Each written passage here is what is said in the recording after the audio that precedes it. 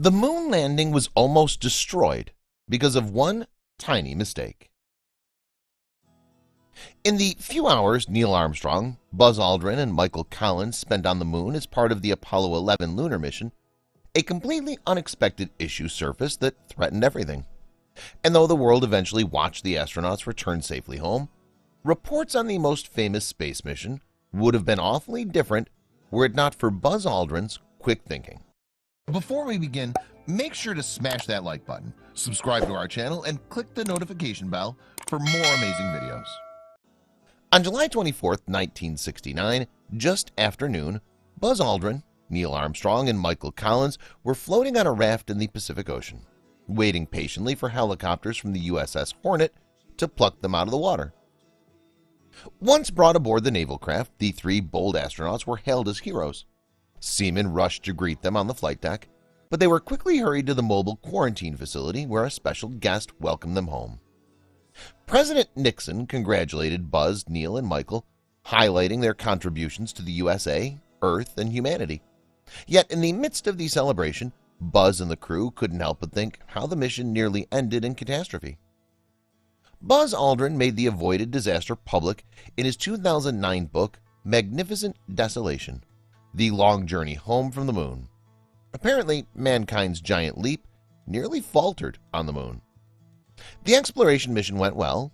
Neil Armstrong and Buzz Aldrin left the lunar module and spent the next few hours collecting samples and taking photographs, famously planting the U.S. flag on the moon's surface. Their work finished, the two astronauts returned to the lunar module, the spacecraft that took them from the command module to the moon's surface, and ate dinner before settling down for some sleep, which proved difficult. Because even though Michael Collins was still aboard the command module, keeping the craft in orbit until the three were ready to return to Earth, there wasn't much room in the lunar module for Neil and Buzz, two grown men, trying to stretch out. They made it work, though. Neil Armstrong fashioned a sort of hammock, and Buzz Aldrin curled up on the moon dust-covered floor. Funny enough, it was this sleeping arrangement that might have saved both their lives. From his low vantage point, Buzz Aldrin spotted an inch-long, metallic something peeking out from under the lunar dust.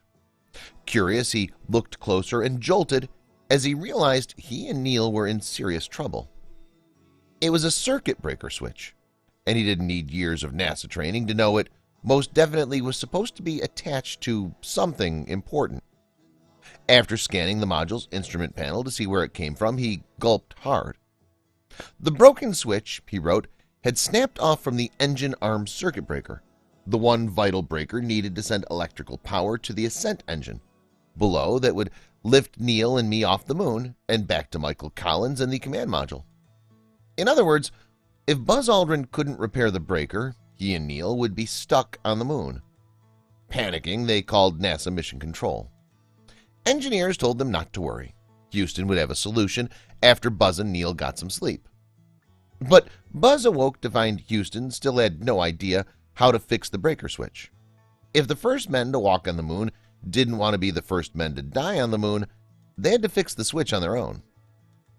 After examining the circuit breaker more closely, Buzz remembered, "I thought that if I could find something in the lunar module to push into the circuit, it might hold. But since it was an electrical circuit, he couldn't just use his finger." With the lunar module due to launch and reconnect with the command module in just a few hours, Buzz Aldrin started searching through the cargo on board the shuttle. Those in the know back on Earth waited with bated breath. No one in Houston wanted President Nixon to have to deliver the second moon landing speech he prepared, the one that read, "Fate has ordained that the men who went to the moon to explore in peace will stay on the moon to rest in peace." However, Buzz Aldrin realized the solution might be in his pocket, a felt-tipped pen. With only a few hours of oxygen remaining in the lunar module, he and Neil hoped the pen would work. Their lives, and a nation's hope, relied on it. To make sure they had enough time to look for a second solution, Neil and Buzz agreed to forego their few final hours on the moon and leave for the command module right then and there. After moving the countdown procedure up by a couple of hours in case it didn't work, Buzz wrote, "I inserted the pen into the small opening where the circuit breaker switch should have been and pushed it in. It worked. The circuit breaker held, Buzz wrote. We were going to get off the moon after all.